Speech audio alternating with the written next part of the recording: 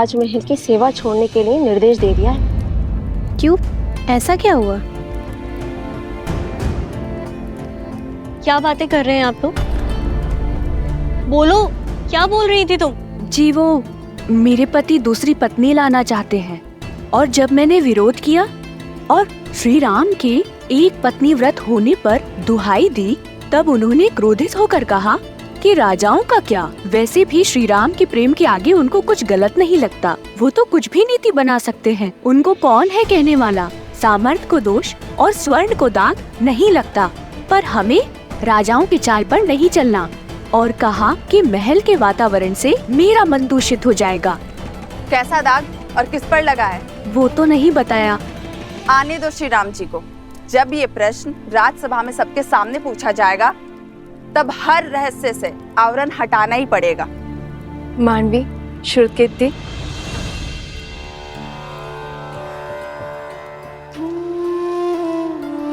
राजभवन में जाके माताओं को प्रसाद नहीं देना।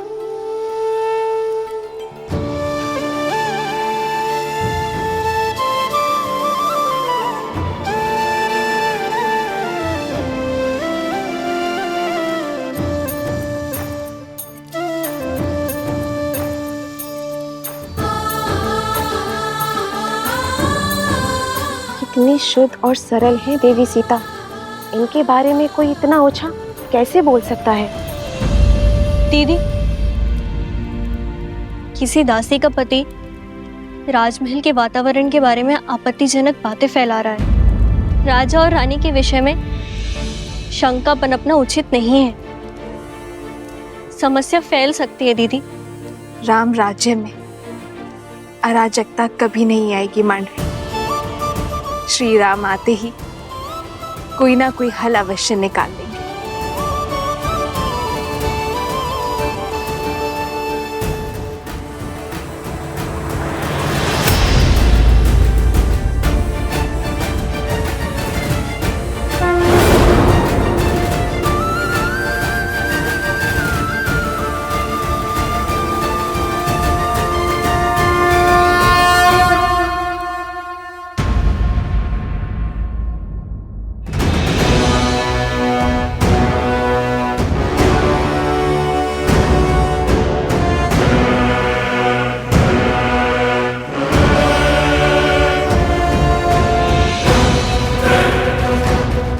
भास्करण, आक्रमण से पूर्व अवसर दे रहा हूं।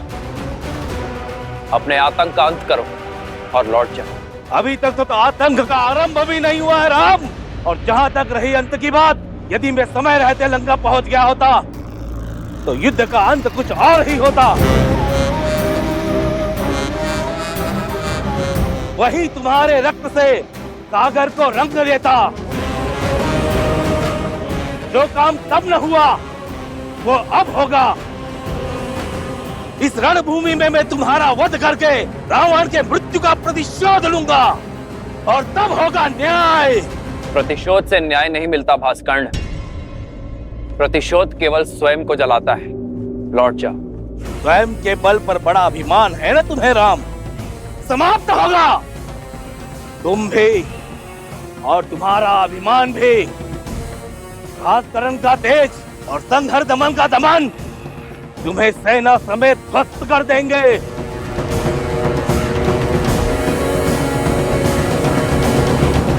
लक्ष्मण, मैं भास्कर्ण का सामना करूंगा। तुम संहार दमन को खोजो। और स्मरण रखना,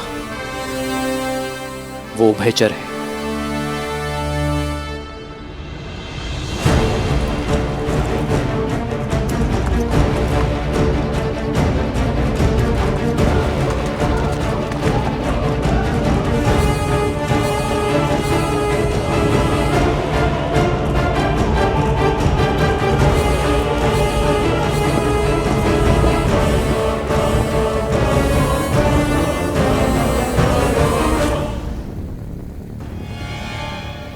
भास्करण का पुत्र संहार दमन, जिसमें सहस्त्रों बैलों का बल है, जिसके सानिध्य में आठों दिशाएं, सागर का बवंडर और चक्रवात है। साथ ही वो उभयचर भी है, जो जितनी सरलता से थल पर रह सकता है, उतनी ही सहिष्णुता से जल में भी जी सकता है।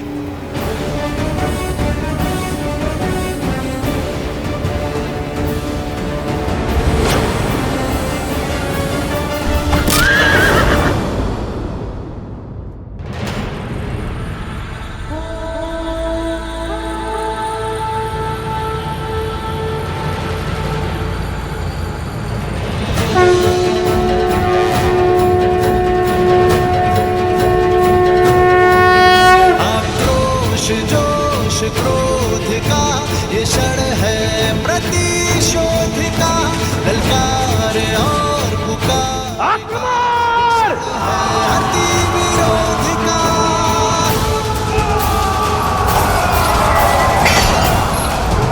भास्कंड, श्री राम रण की सावधान। धरे जो धीर है आएगा प्रलय बरसने वाले तीर है धर्म के संग अधर्म के विरुद्ध है ये युद्ध है महायुद्ध है।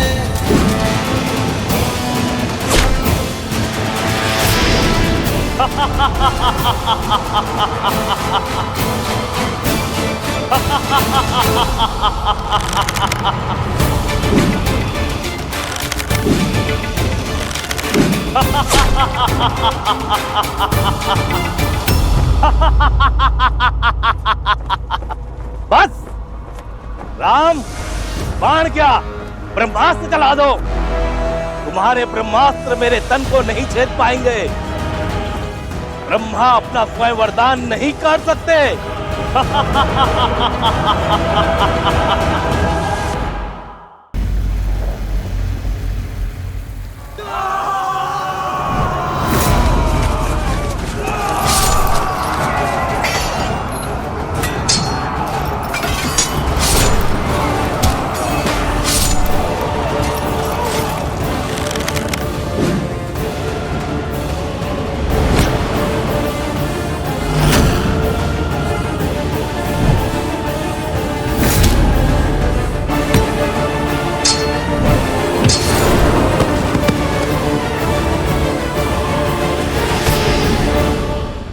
बताओ कहां है संगार रमन?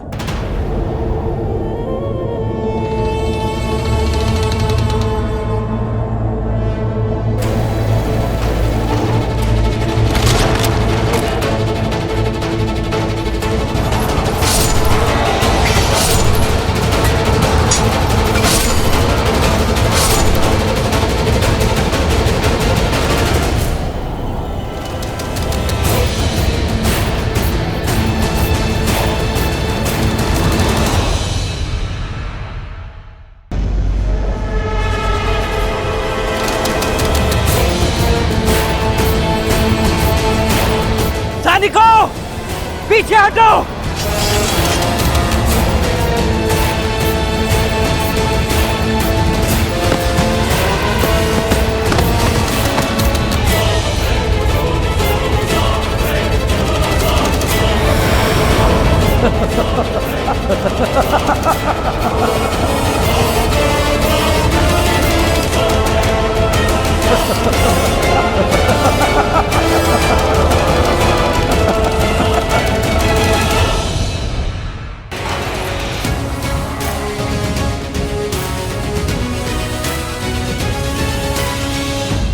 लक्ष्मण,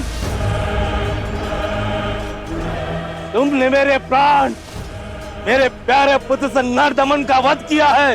अब मेरे प्रकोप से तुम दोनों भाइयों को कोई नहीं बचा सकता, कोई नहीं।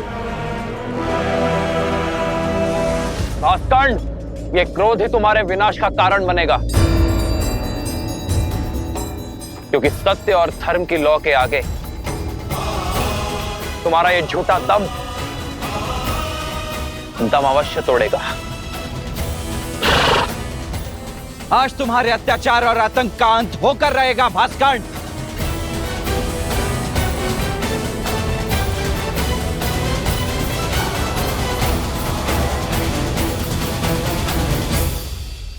पवन पुत्र, तुम्हें अस्त्र नहीं उठाने हैं, किंतु इसके मर्दन के लिए तुम्हारी ही आवश्यकता होगी।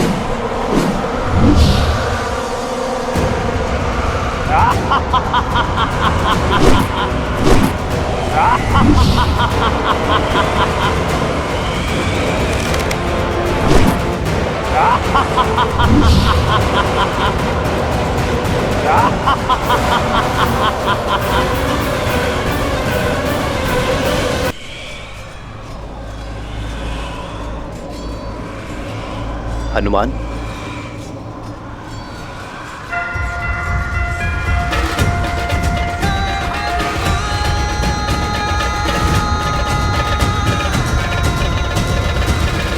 पिताश्री वायुदेव प्रकट हो।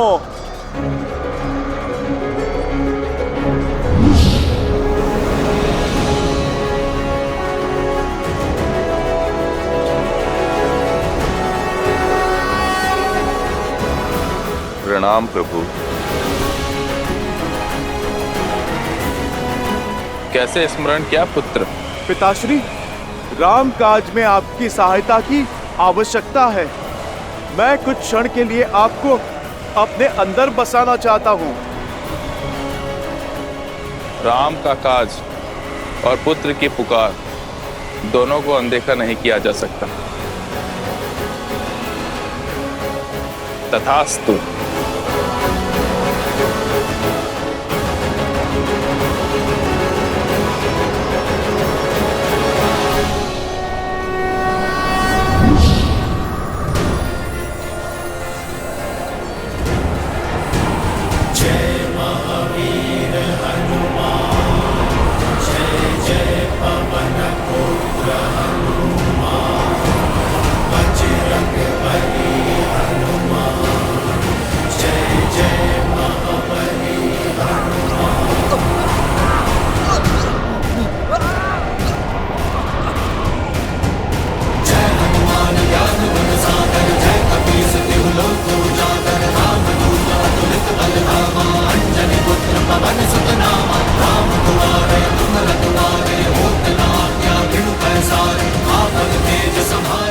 भैया, यदि हमने और देरी दिखाई तो कदाचित हम सभी का अंत हो जाएगा। इससे पूर्व की कुछ अनर्थ आपको इसका संहार करना ही होगा। लक्ष्मण, वायु अब भास्कर्ण्य के संपर्क में नहीं है, किंतु वो धरा पर अब भी खड़ा है।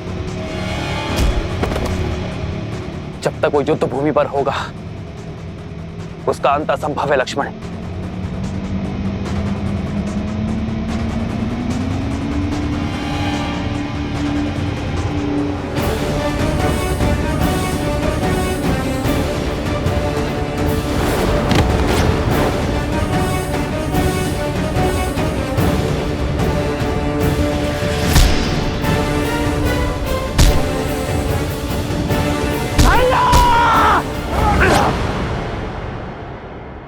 प्रहार कीजिए।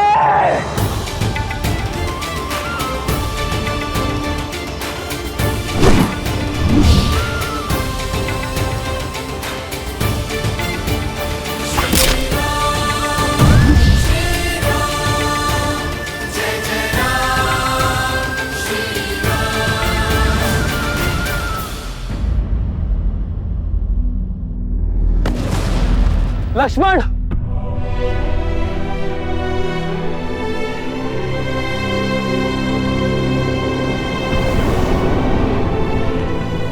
लक्ष्मण, लक्ष्मण, लक्ष्मण, लक्ष्मण, लक्ष्मण, लक्ष्मण,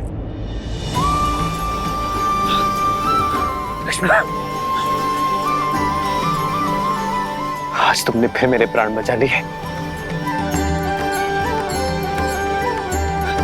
लक्ष्मण,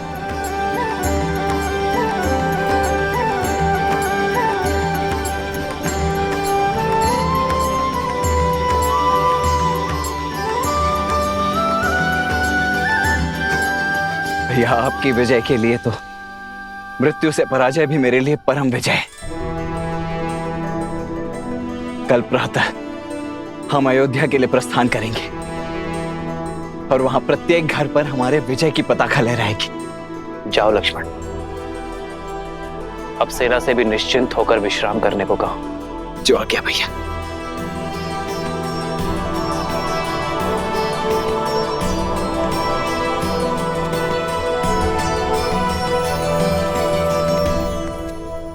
युद्ध अभी समाप्त नहीं हुआ है लक्ष्मण।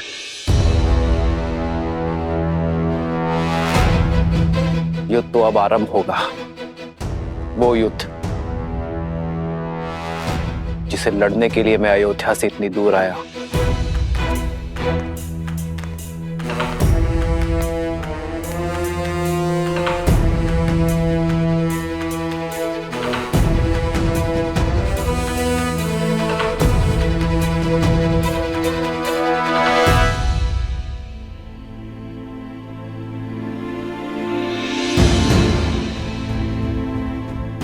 लोग आजकल कानाफूसी कर रहे हैं राजा राम और माता सीता के विषय में। हाँ, मेरे पति ने भी मुझे राजमहल की सेवा छोड़ने के लिए निर्देश दे दिया है। वैसे भी श्री राम के प्रेम के आगे उनको कुछ गलत नहीं लगता। वो तो कुछ भी नीति बना सकते हैं। उनको कौन है कहने वाला?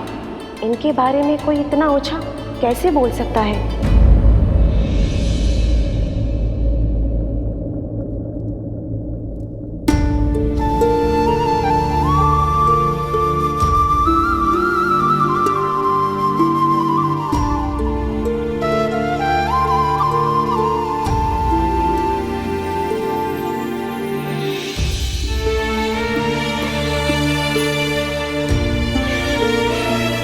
सीता कभी चिंतित हो ही नहीं सकती यार, परंतु एक होने वाली माँ का स्वप्न बिगड़ जाने का शोक अवश्य है।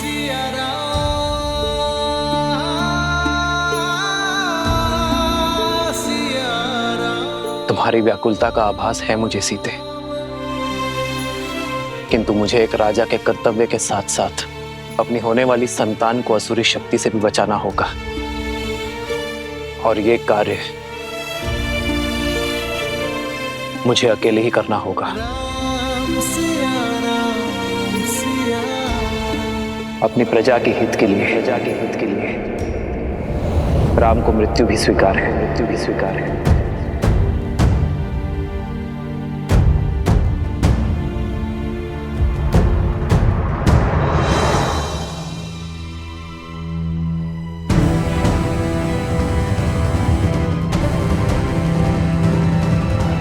इतनी रात्रि में धनुष लेकर प्रभु अकेले कहाँ पे जा रहे हैं?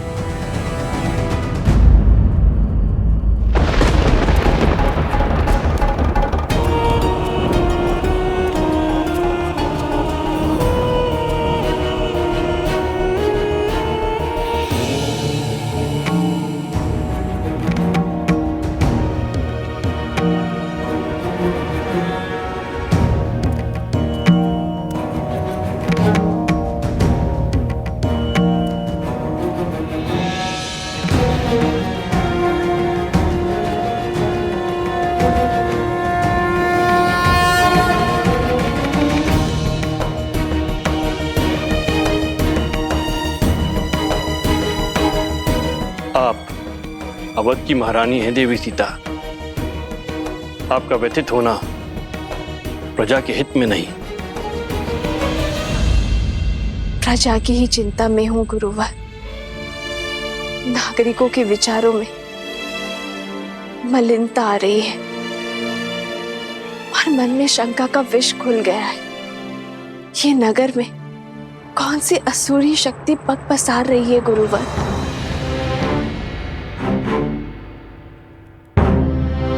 मनुष्य की प्रकृति ही अस्थिर होती है देवी। सफलताओं के बीच असफलता का भय, यात्रा के प्रारंभ होने में घर छूट जाने का भय, विवाह के समय स्वतंत्रता छिनने का भय, नए उत्तरदायित्वों का संकोच सदा रहता है। मन में सदा द्वंद्वों का भंवर चलता ही रहता है। ये उचित है कि संसार का आधार सत्य है, किंतु यहां असत्य भी उपस्थित रहता है।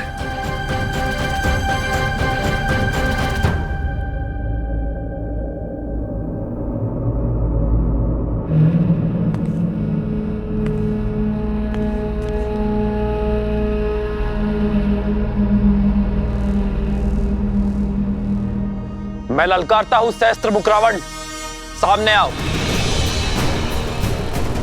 असत्य का गुण है कि वो सत्य से दूर नहीं रह सकता। मैं जानता था तुम मेरे पीछे अवश्य आओगे। अब बात और वार छुपकर नहीं, सम्मुख होकर होंगे। हार जाओगे राम, मुझे जितना काटोगे उतना ही मैं बढ़ूंगा। हार जाओगे, पराजय स्वीकारो। छिपने का कोई लाभ नहीं सहस्त्रमुख रावण। राम, मुझे जितना काटोगे उतना ही मैं बढ़ूंगा। हार जाओगे, पराजय स्वीकारो।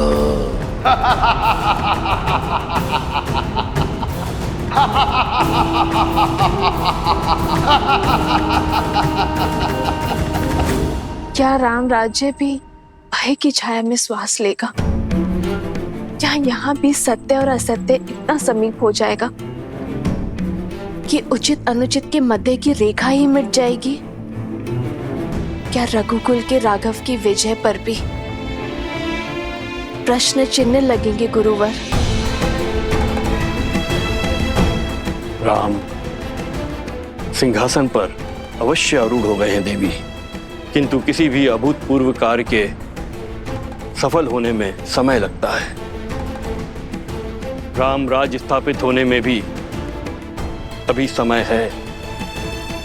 धर्म और कर्म के अमृत से इस धरा को सींचना होगा।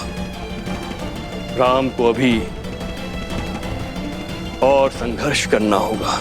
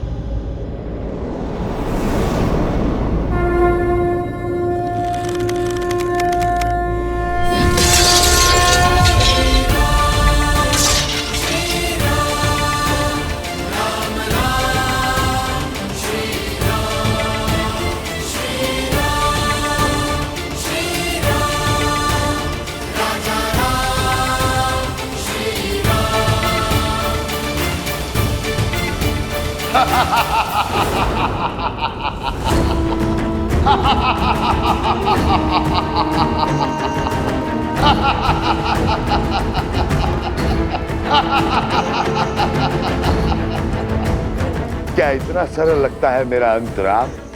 कोई अस्त्र, कोई शास्त्र मेरी मृत्यु का मार्ग प्रशस्त नहीं कर सकता है, क्योंकि मैं शरीर नहीं, सोच हूं राम, सोच। सोच को कौन सा अस्त्र मार सकता है?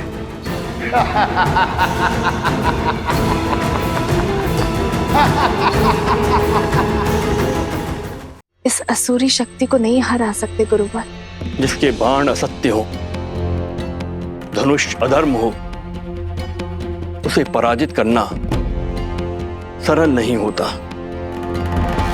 बार बार दोहराया गया सत्य सत्य प्रतीत होने लगता है, मन में संदेह उत्पन्न करने लगता है। इसलिए आवश्यक है कि ऐसी स्थिति में व्यक्ति का मन दृढ़ हो, और ये दृढ़ता बल से नहीं, संस्कारों से आती है। संस्कार से ही इसे पराजित किया जा सकता है। ऐसे संस्कार जो व्यक्ति की चेतना को पवित्र करे और समस्त संसार में संस्कारों को स्थापित करती है। स्त्री शक्ति, अर्थात इस भयंकर असुर को केवल एक स्त्री शक्ति ही पराजित कर सकती है, किसी राजा के बल की शक्ति नहीं।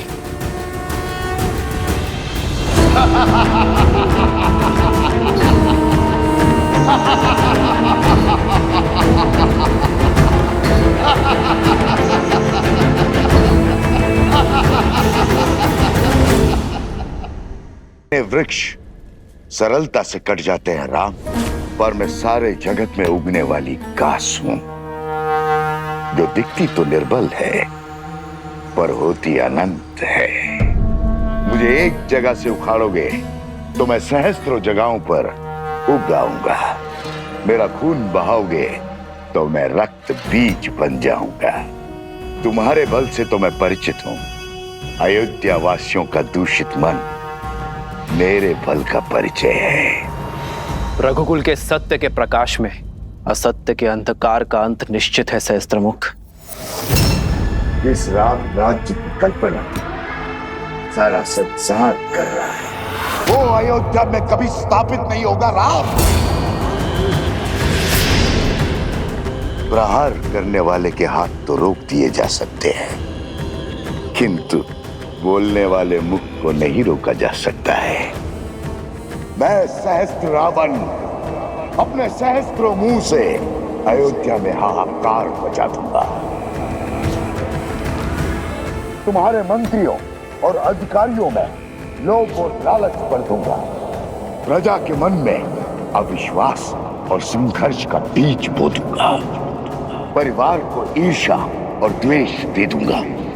राज्य में विद्रोह उत्पन्न करूंगा। धर्म की धरा पर अधर्म के पुष्प कभी नहीं खिल सकते सहस्त्रमुख। तुम्हारे विष की गगरी मेरे नगरी में कभी नहीं छलकेगी, क्योंकि मैं इसी क्षण इसी स्थान पर तुम्हें बांध दूंगा।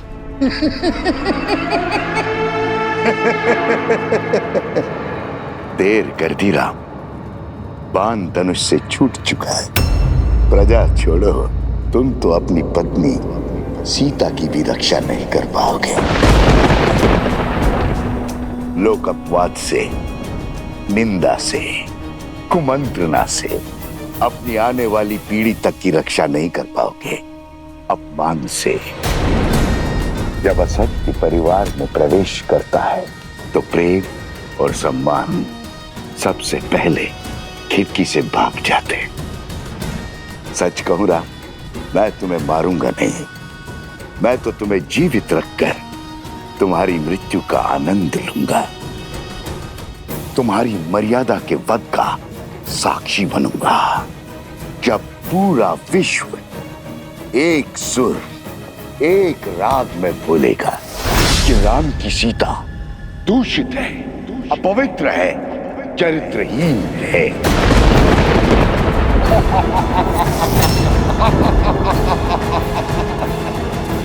पापी, तूने मेरी माता के लिए अपशब्द कहे। हनुमान,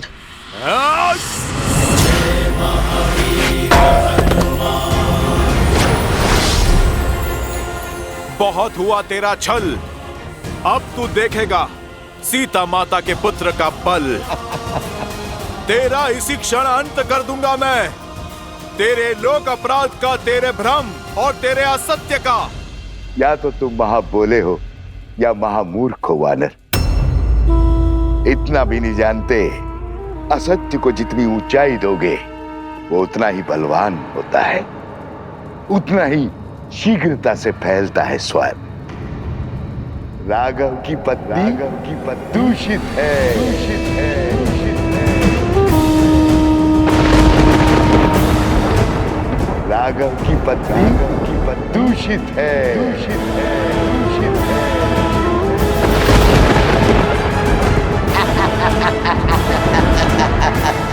राघव की पत्नी दूषित है।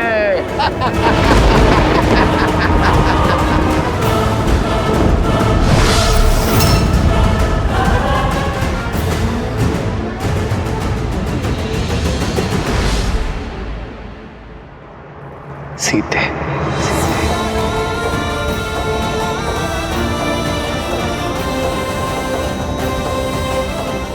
अधर्म ने चाहे जितने भी सशक्त कवच पहने हो, मेरे श्री राम उसके अंत का कोई ना कोई हल अवश्य निकाल लेंगे।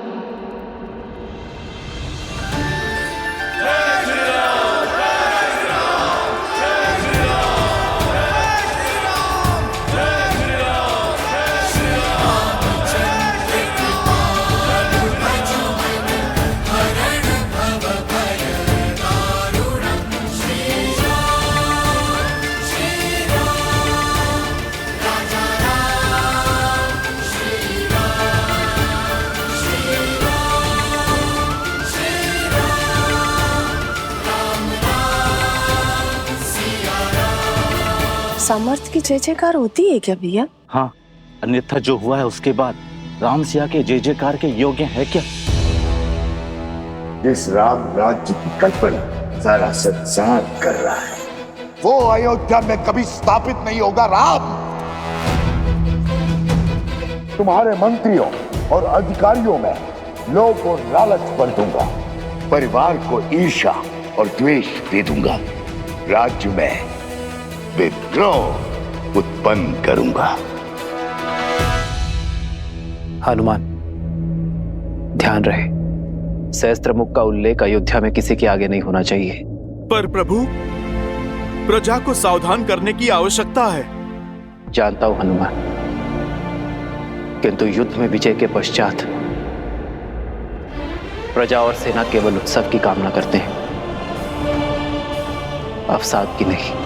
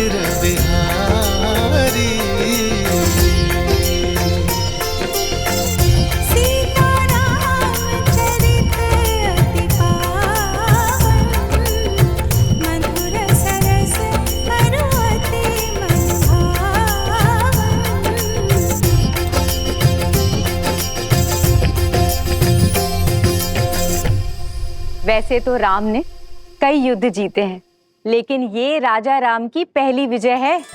माता, आपको देखना चाहिए था कैसे भैया ने उस दुष्ट भास्करण का वध किया। ना वो धरती पर था और ना ही वायु में। हनुमान जी के सहयोग के कारण हनुमान जी ने इस युद्ध में भले ही सैनिक ना बनकर परंतु भैया का सेवक बनकर अपना पूर्ण योगदान दिया है। उनके बिना ये विजय संभव नहीं थी, है ना भैया? इतना विनम्र मत बनो लक्ष्मण। मेरी वीरता की गाथा बताने में अपना शौर्य छुपा बैठे। संहार दमन को कितने साहस के साथ मारा है तुमने, और भास्करण का वध करने में अपने प्राण तक दांव पर लगा दिए। ये विजय केवल राजा राम की नहीं, समस्त अयोध्या की है। और अयोध्या इसी प्रकार हर युद्ध को जीतेगी, फिर चाहे वो युद्ध भीतर का हो या बाहर का। राम सिया राम सिया राम सिया राम, राम सिया राम सिया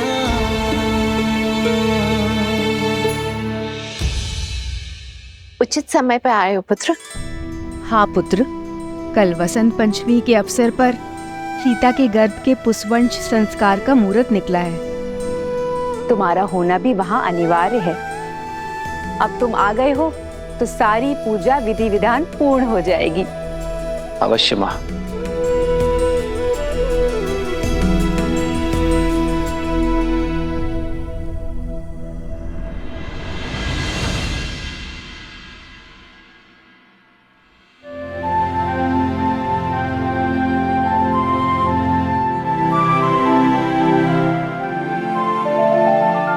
चौंकिए मत, आपके ही है।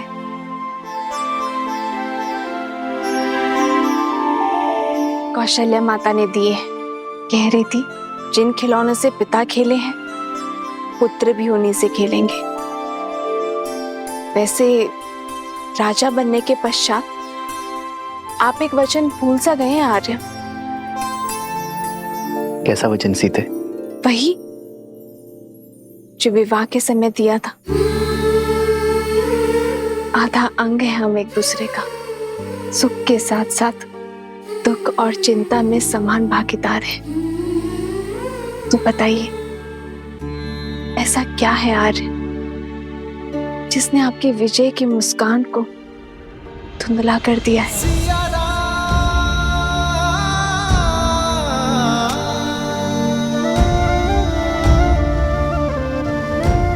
कैसे बताऊं सीते? समय और नियति बहुत बड़ी परीक्षा लेने वाले हैं। आने वाला कल बहुत बड़ी कसौटी है। तो अच्छा है ना आर्य, कसौटी तो स्वर्ण को ही परखती है। आप उस असुरी माया को लेकर चिंतित है ना आर्य? गुरु वशिष्ठ ने बताया मुझे कि किसी असुरी माया की छाया है हमारे राज्य पर, जो प्रजा की सोच और विचारों को दूषित कर रहा है। राम की सीता दूषित है, अपवित्र है, चरित्रहीन है। सोच की शक्ति समझती हूं मैं आर्य। एक बुरा विचार सभी अच्छे विचारों को दुर्बल कर सकता है। यही सत्य आपको व्याकुल कर रहा है ना? गुरुवर ने यह भी बताया कि इस सोच को शास्त्र से नहीं संस्कार से हराया जा सकता है।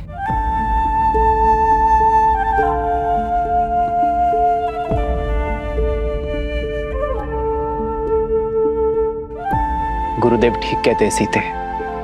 संस्कार की शक्ति ही मन को स्थिर कर सकती है, किंतु यह इतना सरल नहीं होगा।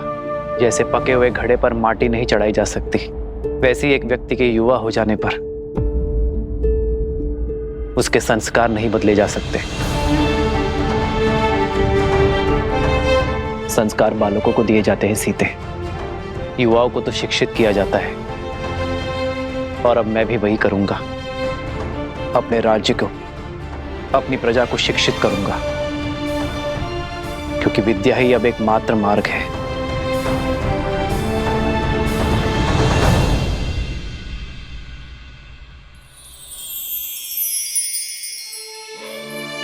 मुझे पूरा विश्वास है आप पर आर्य। जो आपने ठाना है उसे पूरा अवश्य करेंगे।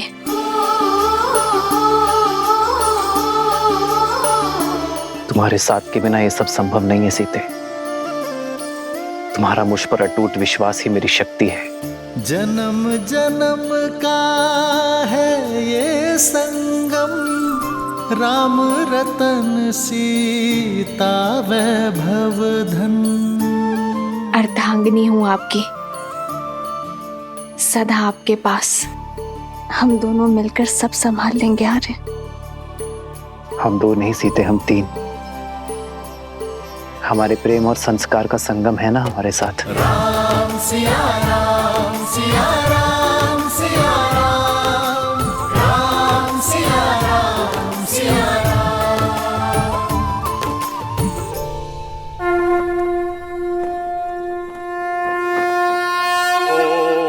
अजव्याः संवृताः पृथ्व्यै समाश्च विश्वकर्मणाः संवृतताग्रहे।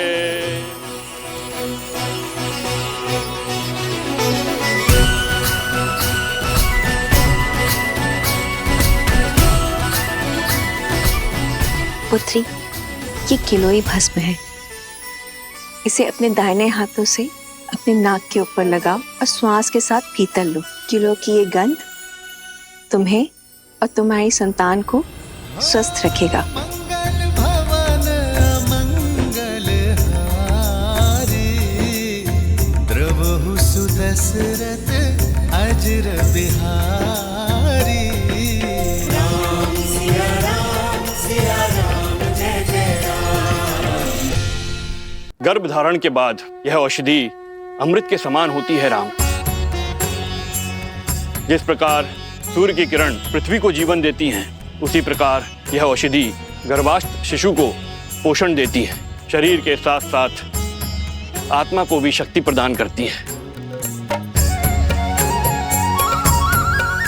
माता शिशु का आधार होती है। शिशु के प्रति अपने दायित्व को लेकर सदा सज्ज रहती है। किंतु शिशु और समाज के कल्याण के लिए माता पिता के साथ साथ परिवार के जनों को भी यह आश्वासन देना होगा कि वो गर्भ में पल रहे शिशु को सभी समाज की कुरीतियों से बचाएंगे और उसके विकास के लिए सदैव सहायक रहेंगे।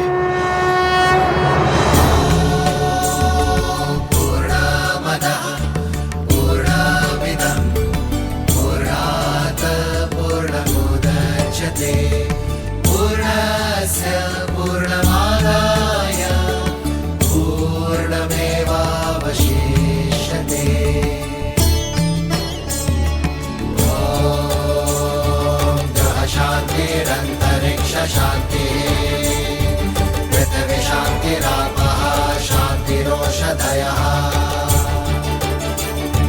शांतिरेव शांतिः साम शांतिरेधि।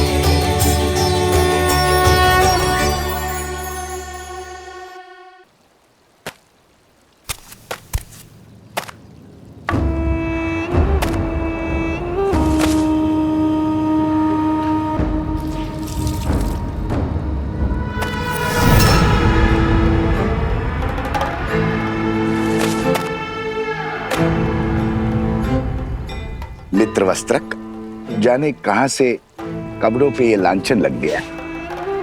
ये स्वच्छ हो जाएगा। ये तो शिव मंदिर की पिछली वाली दीवार में लगी गाय का धब्बा है। मंदिर के ऊपर जामुन का पेड़ है, उसी का रस, दियों का तेल, दीपक का काजल, सभी का मिश्रण है ये धब्बा। छूटना थोड़ा कठिन है, पर चिंता ना करो, ये धब्बा छूट जाएगा। अद्भुत, झट से पहचान लिया। गहरा अनुभव लगता है। काली को पहचान कर उसे साफ करना, ये तो वस्त्रक का कर्म है। सारी नगरी के मलिन वस्त्र यहीं आते हैं। बड़े से बड़े धनवानों के वस्त्रों के दागों को देखकर पहचान जाता हूँ कि कौन कहां से लांछन लेकर आया है। इतना गहरा अनुभव उचित है, उचित है। फिर तो ये भी जान जाते होंगे कि लांछन व्यक्ति पे लगा है या वस्त्र पे। अब हमारी सीमा तो वस्त्रों तक ही सीमित है। हम वस्त्रों के लांछन को ही पहचानते हैं और बस, और उन्हीं को ही धोते हैं। उचित कहा मित्र। वस्त्र पे लगा लांछन तो धुल सकता है, किंतु व्यक्ति पे लगा लांछन कभी नहीं धुलता, और विशेषतर व्यक्ति यदि नारी। मैं चलती हूँ। अच्छा ठीक है, ध्यान से जाना। और हाँ, और नदी जो है ध्यान से पार करना। कुछ बाढ़ के संकेत हैं। अच्छा जी। आप इसे संध्या को ले लेना। वाह मित्र, सीधे जाने को कह दिया। अंधकार होने से पहले लौटने का निर्देश भी नहीं दिया। इसमें कहने वाली क्या बात है, सदा ही जाती है। धन्य हो रे राजा राम और उसकी प्रजा। समाज के लांछन जानते हो और समझते भी हो, फिर क्यों देखकर अनदेखा करते हो? भूल गए, नारी पे लगा लांछन कभी नहीं धुलता। तुम्हारा मन पवित्र है, पर समाज का क्या? जंगल में मोहर नाचेगा तो कहां देखने जाओगे? अब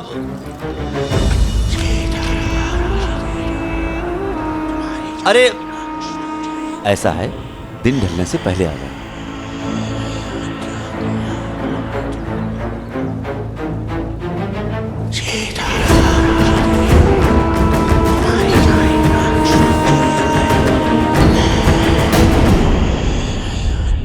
राम राज्य में सुख और समृद्धि लाएगी। समृद्धि नहीं, समापन होगा। भूचाल लाऊंगा मैं राम राज्य में।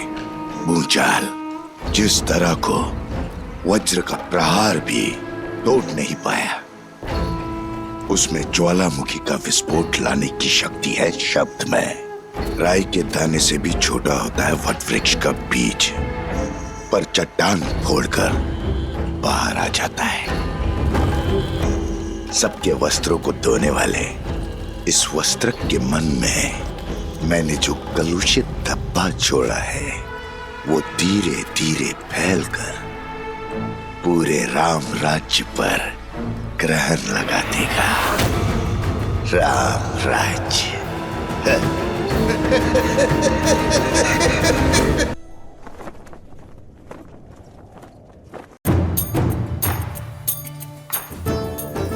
शीघ्र ले जाओ।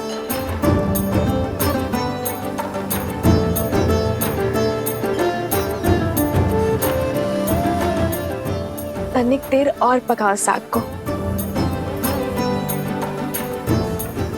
जी, मसाला को थोड़ा और पकाइए। किष्किंधा में तो क्या, संसार के किसी भी कोने में ऐसा भोजन नहीं खाया होगा इस वानर सेना ने, जो आज राजा राम की रसोई का और सीता के हाथों का बना महाभोज खा के तृप्त हो जाएंगे सारे। तनिक धीरे बोलिए माताश्री, कहीं हनुमान जी ने सुन लिया तो अपने नगर लौटने का विचार ही ना बदल दें।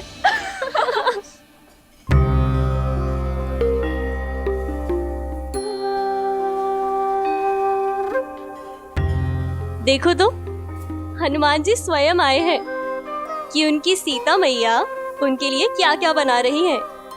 आए नहीं है दीदी, भोजन की सुगंध उन्हें यहाँ खींच कर लाई है। क्यों हनुमान जी? क्यों सता रही हो? आइए हनुमान जी, देखिए सीता ने अपना वचन निभाने के लिए आपकी और आपकी वानर सेना को तृप्त करने के लिए महाभोज में क्या कुछ नहीं बनाया। प्रतीक्षा की घड़ी समाप्त हुई पुत्र, शीघ्र जाओ और अपनी वानर साथियों को भोजन का निमंत्रण दो। केवल वानर सेना ही नहीं, आज तो भाभी माँ के हाथ का भोजन हमारी प्रजा भी खाएगी। भैया ने नगरवासियों को भी इस प्रीति भोज के लिए आमंत्रित करने को कहा है।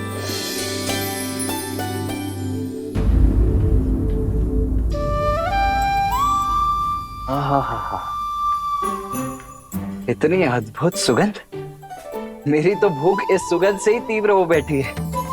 भाभी माँ, आज तो अत्यंत आनंद आएगा। आप सभी शीघ्रता कीजिए, भूख तीव्रता से बढ़ रही है। हनुमान,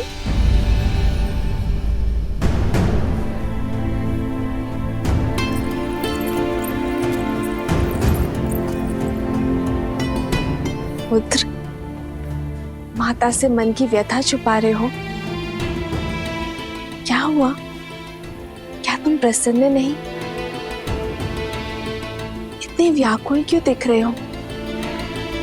राम की सीता दूषित है, अपवित्र है, चरित्रहीन है। राघव की पत्नी दूषित है, दूषित है, दूषित है, दूषित है। माता, वो मैं वानर हूं ना, नरों से थोड़े भिन्न भिन्न भाव आते हैं मुख पर। ये व्याकुलता आपके हाथों से बने भोग को शीघ्र खाने की है। माता, मैं बहुत कठिनाई से अपने तन और मन को रोक पा रहा हूँ। माता, मैं सबको सूचित करता हूँ, सभी वानर बहुत उतावले हैं। आज ये अयोध्या भी जानेगी कि मेरी माता अपने वचन से कभी नहीं मुकरती।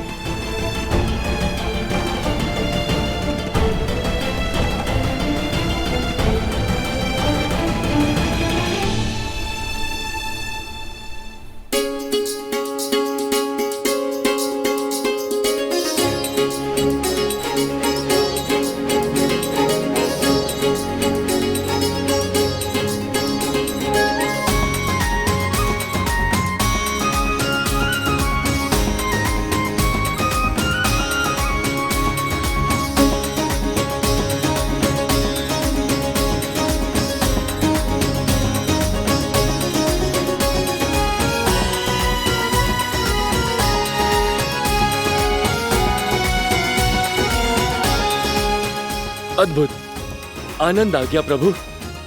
जय सिया माता की।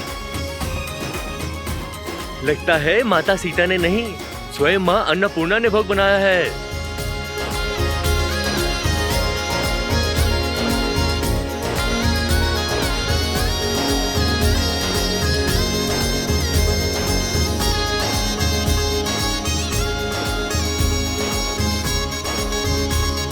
राजा रामचंद्र की जय, राजा रामचंद्र की जय, सीता मैया की जय, सीता मैया की जय। सोचता हूँ महाराज से याचना कर यहीं रुक जाऊं। इतना स्वादिष्ट भोजन तो किष्किंधा में कहाँ मिलता है। सत्य वचन, पेट भर गया किंतु मन है कि बढ़ता ही नहीं। और खाओ, अभी भोजन समाप्त कहाँ हुआ है। देखो, हनुमान जी अभी भी जीम रहे हैं। ब्रह्मानंद मगन कपि सबके प्रभु पद प्रीति, जात न जाने दिवस तिन्ह गए घटिका शत बीती।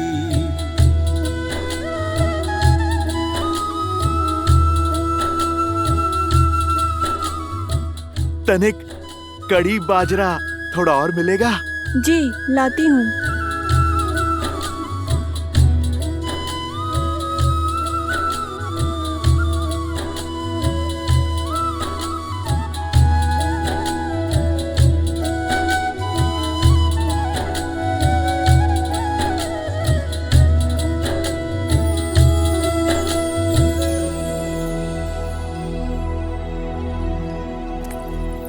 अरे खड़े क्यों? जाओ कड़ी बाजरा लेकर जाओ।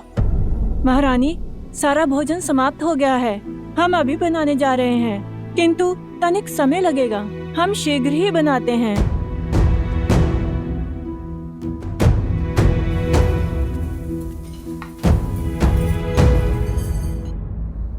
कड़ी बाजरा आने तक ये लड्डू लीजिए ना हनुमान जी। लड्डू नहीं, वो जलेबी थी ना, वो बहुत स्वादिष्ट थी। और मिल सकती है? जी।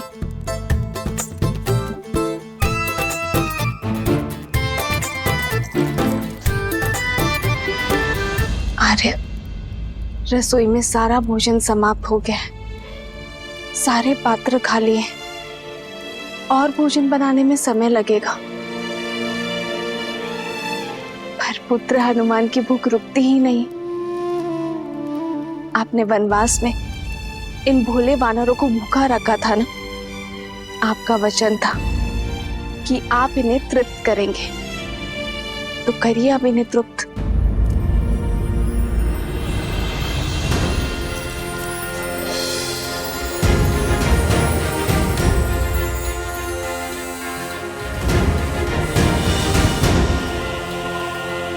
एक जलेबी?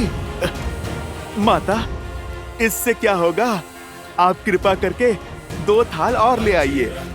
जी।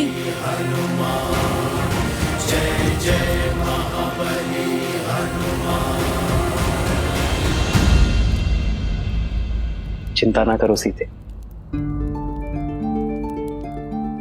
मेरे हनुमान को तृप्ति अवश्य मिलेगी। आओ सीते।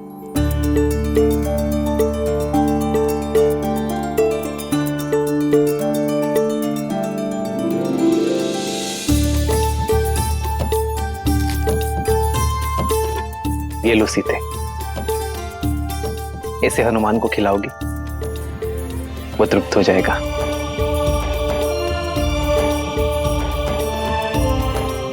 सच में? विश्वास करो।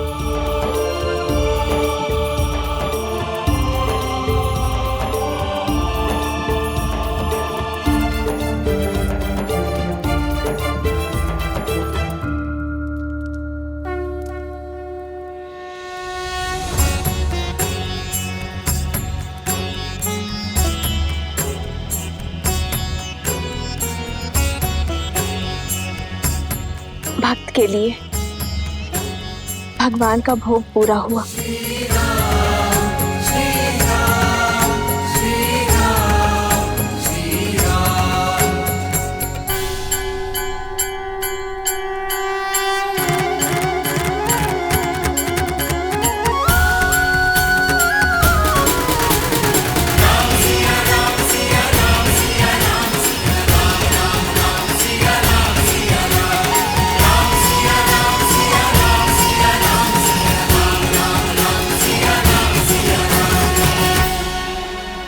लो हनुमान, ये लड्डू खाओ।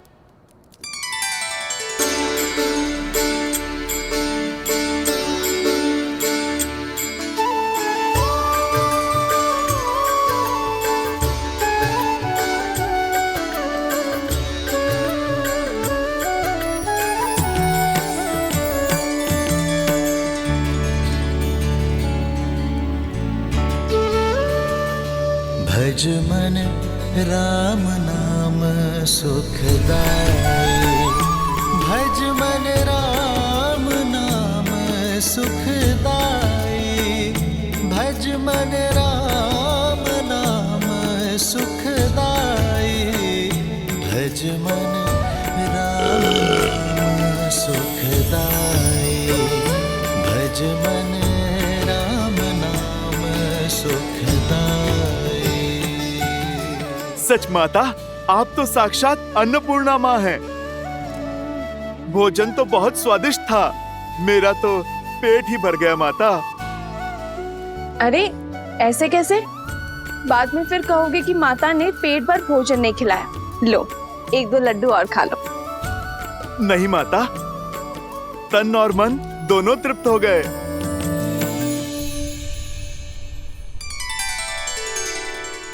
प्रभु, आपने तो तुलसी पत्र को शस्त्र बना दिया।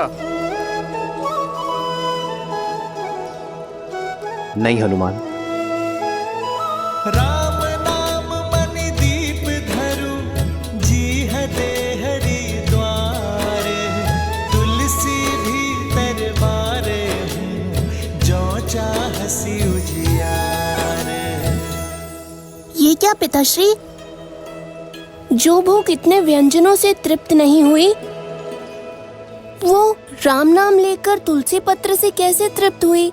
ऐसा इसलिए गणेश, क्योंकि हनुमान की भूख शारीरिक तो थी ही नहीं, उनका तो अंतर्मन अतृप्त था। और वैसे भी तुलसी को तो श्री नारायण का प्रसाद ही कहते हैं। और जब देवी सीता ने राम नाम लिखा तुलसी पत्र हनुमान को परोसा, तो हनुमान की भूख तृप्त हो गई। जानते हो क्यों? क्योंकि जब भगवान का प्रसाद भक्त को मिलता है, तो भक्त का तन और मन दोनों तृप्त हो जाते हैं। और तब राम नाम में रमे हनुमान के भीतर राम नाम सदा के लिए रम गया। जब भक्त अपने भगवान का नाम जपता है, तो वो नाम उसके अंतर मन में रच बस जाता है। ये होती है नाम जप की शक्ति। और वैसे भी भक्त चाहता क्या है? अपने प्रभु का आशीर्वाद, उनका स्नेह। और जब वो उन्हें प्राप्त हो जाता है तो भर गया उनका पेट। अद्भुत! एक तुलसी पत्र और उस पर लिखा नाम कितना सामर्थ्य रखता है। गणेश, शक्ति तुलसी पत्र में नहीं, विश्वास और श्रद्धा में है। ये भोग का आकार नहीं देखता, केवल उसके पीछे छुपा प्रेम और भाव को देखता है। हनुमान जी को इतने व्यंजन खाते देख हमें भी भूख लगने लगी है। कुछ तो खाकर आता हूँ। माता ने तो मोदक भी बनाया है।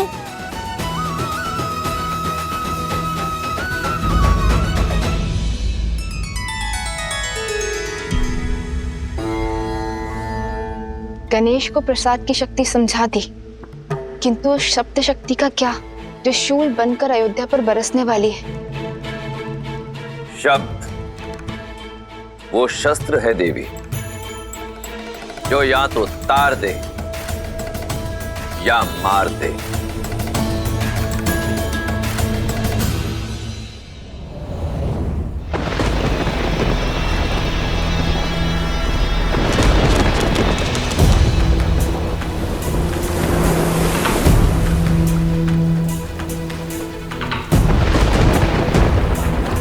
नदी में ज्वार है और बाढ़ आने को है, पर सुनीति की नैया दूर दूर तक कहीं दिखाई नहीं दे रही। इतनी रात्रि हो गई, पता नहीं कहां रह गई।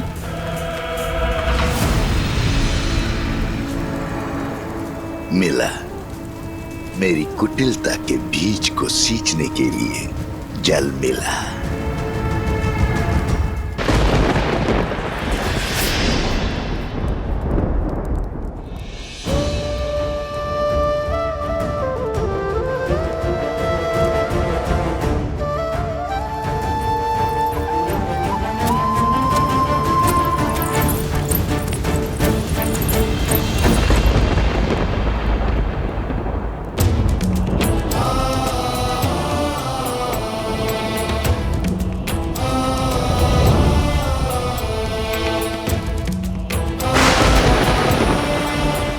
पिताश्री, आपके पुत्र के कंधों पर बहुत बड़ा उत्तरदायित्व है। हमारे पूर्वजों ने जिस महान राज्य की स्थापना की है, मैं उस पर कोई आँच नहीं आने दूंगा, चाहे उसके लिए मुझे कोई भी निर्णय क्यों ना लेना पड़े, कितना भी बड़ा बलिदान क्यों ना देना पड़े। मैं पीछे नहीं हटूंगा पिताश्री। पीछे तो श्री राम की धर्म पत्नी और आपकी पुत्र वधु भी नहीं हटेगी पिताश्री। मैं प्रजा के विश्वास को, राजा राम और राम राज्य पर से नहीं टिकने दूंगी।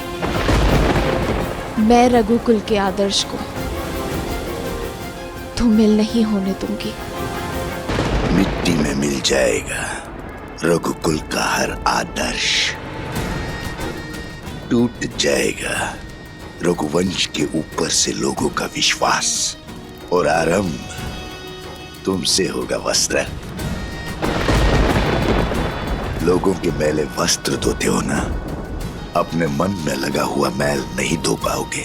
अपनी पत्नी पर बहुत विश्वास था ना तुम्हें, अब देखते हैं तुम्हारे विश्वास में अधिक बल है या उस संदेह में जो मैंने तुम्हारे मन में पिरोया है।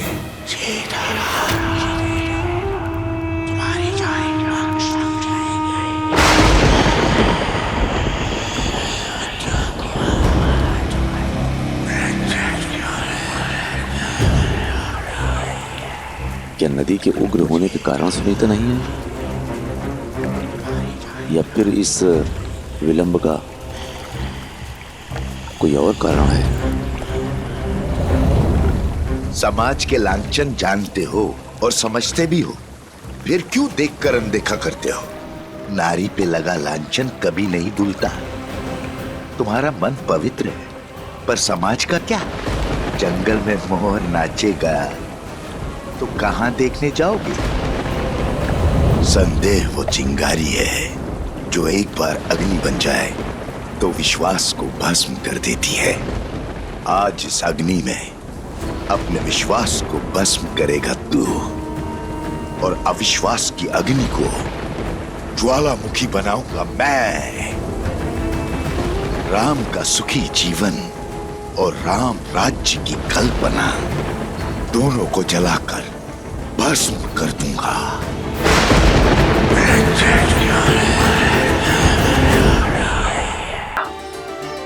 धर्म की सारी विद्या, सारे शास्त्र, सारे सिद्धांत भूलकर भी एक व्यक्ति धर्मात्मा कहलाया जा सकता है यदि वो एक सिद्धांत कभी ना भूले, अपना दिया हुआ वचन कभी ना तोड़ना।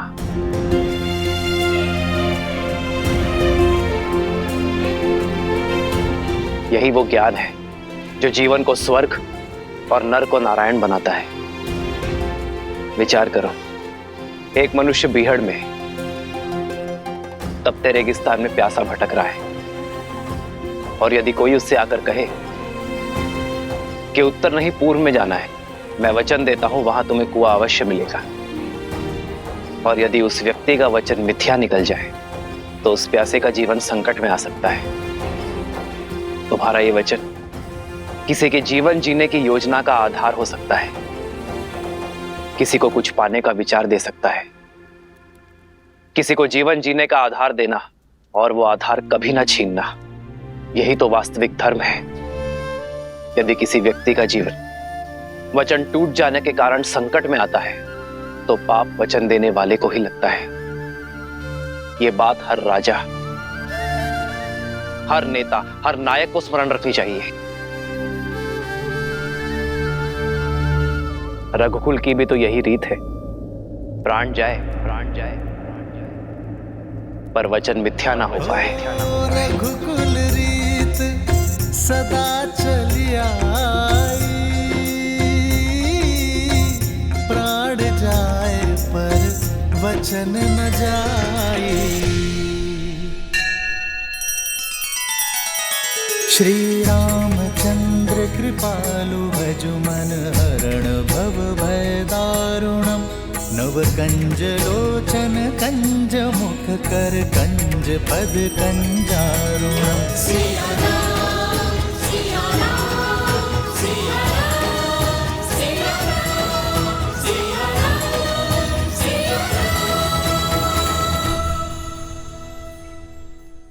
हनुमान, चलो। कहाँ महाराज? मैं नहीं जा सकता। मुझे अभी अभी वचन की महानता सिखाई प्रभु श्री राम ने। मैं अपना वचन नहीं तोड़ सकता। कौन सा वचन हनुमान? किसने दिया तुम्हें? प्रभु श्री राम का सेवक रहने का वचन, जो महाराज मैंने दिया स्वयं अपने आप को। मैंने अपने प्रभु की परछाई बनकर रहने की सौगंध खाई थी। यदि महाराज आज मैं इस अयोध्या से चला गया तो मुझे भारी पाप लगेगा, वचन तोड़ने का पाप। तुम्हारा स्थान किष्किंधा में है हनुमान। नहीं जामवंत जी, मेरा स्थान किष्किंधा में तब तक था जब तक मेरे प्रभु श्री राम वहां पर थे। लंका में तब तक था जब तक प्रभु श्री राम ने वहां पर प्रवास किया। हनुमान, जब तक तुम चाहो तब तक यहाँ रह सकते हो। परंतु देवी, वहाँ किष्किंधा। वहां नहीं महाराज, यहाँ पर मेरा हृदय, मेरी माता सीता और मेरे प्रभु के चरणों में है। आप सोचो, जिसके हृदय में प्रभु श्री राम और माता सीता हैं, भला उसका स्थान कहीं और कैसे हो सकता है?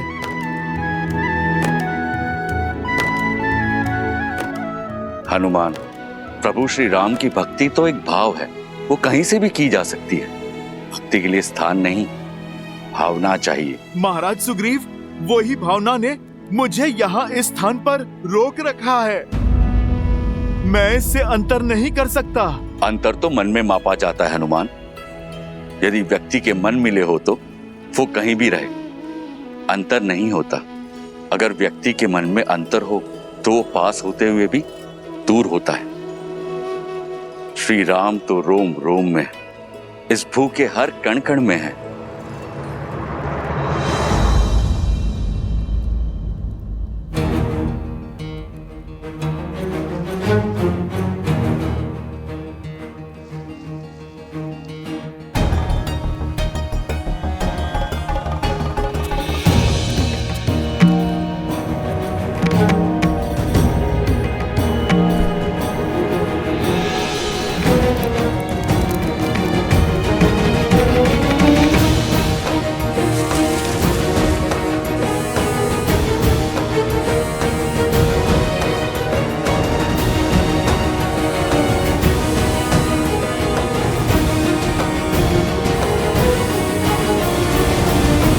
हनुमान, ये कैसी उद्दंडता है?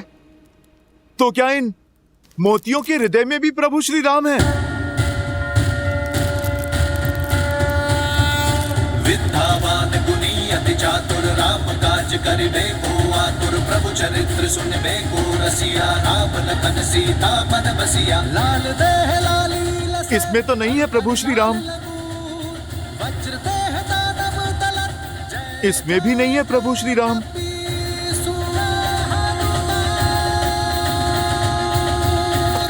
प्रभु श्री राम तो किसी वस्तु में भी नहीं है।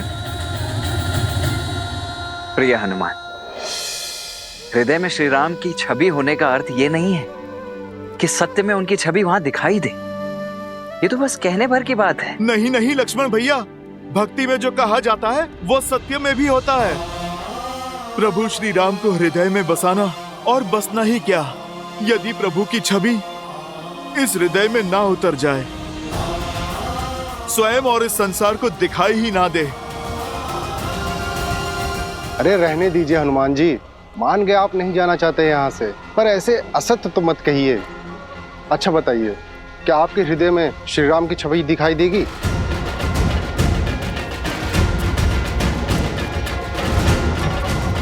देगी, और यदि ना दिखाई दे तो हनुमान के लिए इस जीवन का, इस हृदय का कोई अर्थ नहीं। तो फिर सिद्ध करो।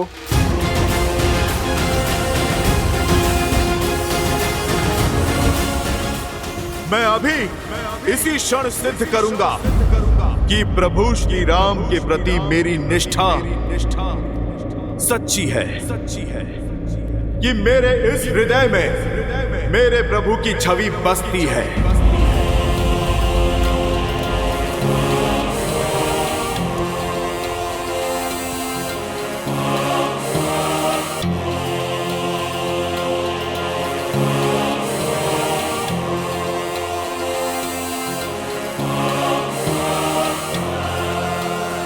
जय श्री राम।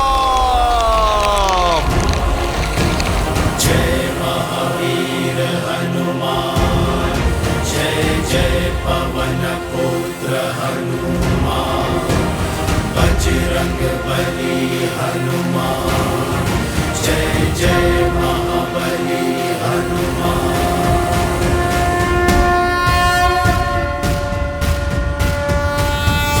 विद्यावान गुणी अति चातुर राम काज करिबे को आतुर प्रभु चरित्र सुनबे को रसिया राम लखन सीता मन बसिया लाल देह लाली लसै अरुधरि लाल लगूर वज्र देह दानव दलत जय जय जय कपीसु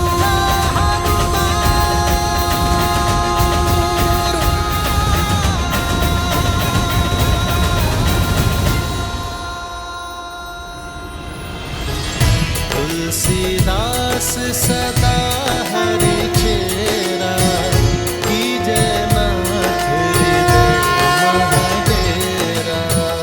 जय हनुमान ज्ञान गुण सागर, जय कपीस तिहु लोक उजागर। रामदूत अतुलित बल धामा, अंजनी पुत्र पवन सुत नामा। पवन हनुमान, संकट हरन, मंगल मूर्ति रूप।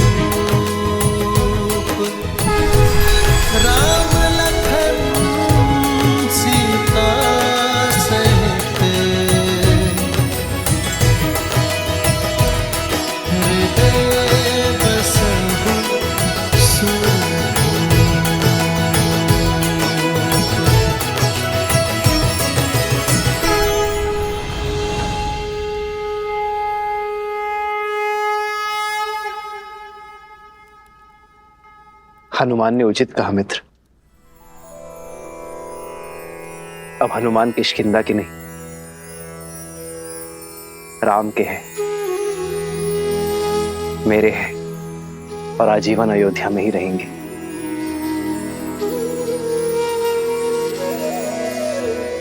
प्रभु, अमृत दे दिया आपने मुझे।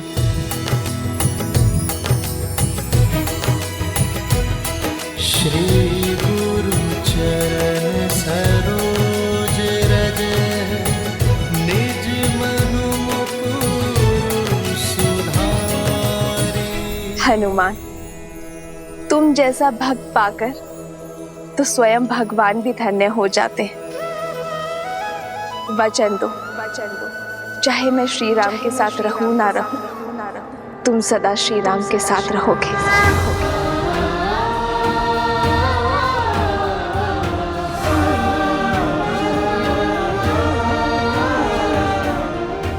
माता, आप ये वचन नहीं मांग रही, आप तो मुझे वरदान दे रही हैं।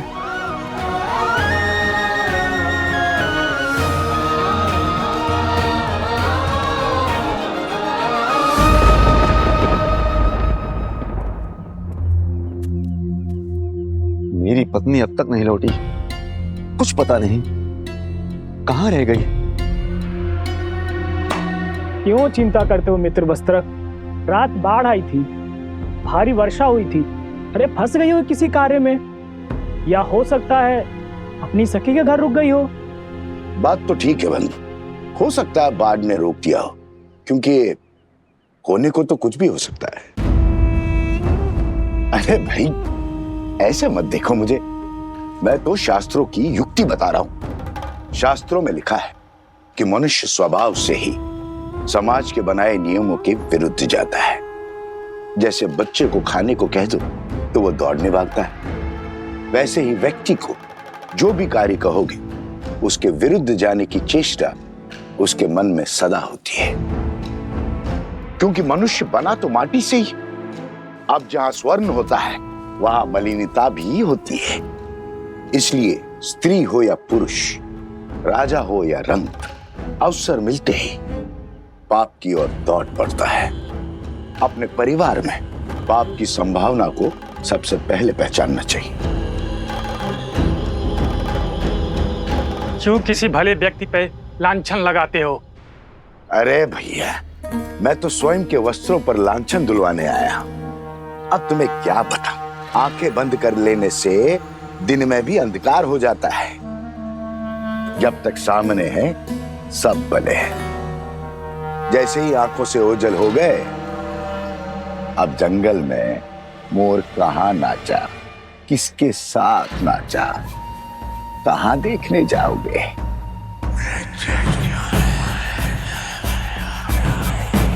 राम राज्य में ये कोई नई बात थोड़ी है। देखो भैया, मैं महारानी सीता पर जो महीनों रावण के पास रहकर आई है, उस पर कोई लांछन नहीं लगा रहा हूं, और ना ही मेरा इस वस्त्र की पत्नी से कोई बैर है। किंतु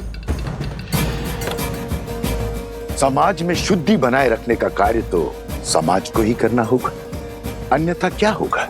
किसके घर में किसकी संतान पल रही है, किसे पता होगा?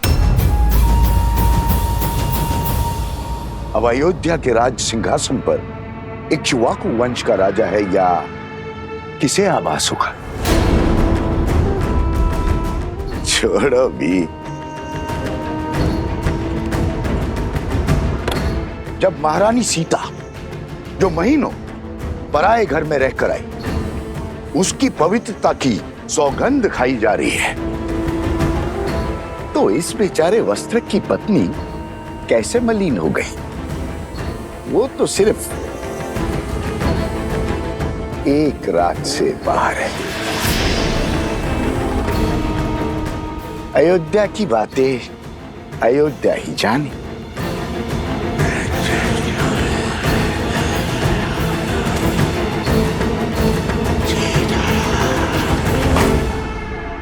ये तो केवल आरंभ है आचार्य। हमें ऐसे और कई केंद्र स्थापित करने हैं। संपूर्ण कौशल राज्य से आने वाले सभी विद्यार्थियों को वैदिक ज्ञान का केंद्र देना है। ऐसा केंद्र जहां केवल आध्यात्मिक और वैदिक ज्ञान ही नहीं बल्कि व्यवहार की कुशलता और दिन प्रतिदिन के अवसादों से लड़ने की क्षमता भी देगा। चरित्र और शारीरिक बल को विकसित करने का अवसर भी दिया जाएगा, क्योंकि जो तन और मन से सामर्थ्यवान होगा वही समाज की अनुचित सोच से भी लड़ पाएगा, उसे बदलकर रामराज्य स्थापित कर पाएगा। इसीलिए आपको आमंत्रित किया गया है आचार्य।